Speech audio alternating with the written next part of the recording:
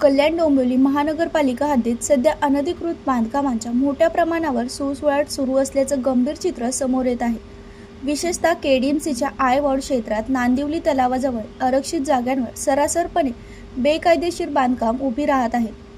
नांदिवली तलाव परिसरातील गुरुचरण जागेवर तसेच आरटीओच्या आरक्षित जमिनींवर अनधिकृत चाळी आणि फाउंडेशनचे काम सुरू असल्याचे स्पष्ट दिसत असतानाही यावर अद्याप कोणतीही ठोस कारवाई झालेली नाही। यामुळे केडीएमसी प्रशासनाच्या भूमिकेवर प्रश्नचिन्ह निर्माण झाले आहे। या संपूर्ण प्रकरणात सौरव सिंग यांनी थेट केडीएमसी प्रशासनाला इशारा दिला आहे। संबंधित आरक्षित जागेवरील अनधिकृत बांधकामांवर तत्काळ कारवाई करण्यात आली नाही तर सौरव सिंग हे उपोषणासाठी बसणार असल्याचं त्यांनी जाहीर केले आहे। आरक्षित जागा सार्वजनिक हितासाठी असताना त्यावर होत असलेले अतिक्रमण हे गंभीर आणि कायद्याला आव्हान देणारे आहे। अशा प्रकारचे बेकायदेशीर बांधकामामुळे भविष्यात मोठे धोके निर्माण होऊ शकतात।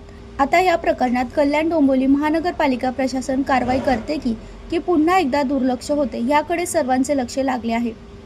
ब्युरो रिपोर्ट, जनशक्ती, कल्याण।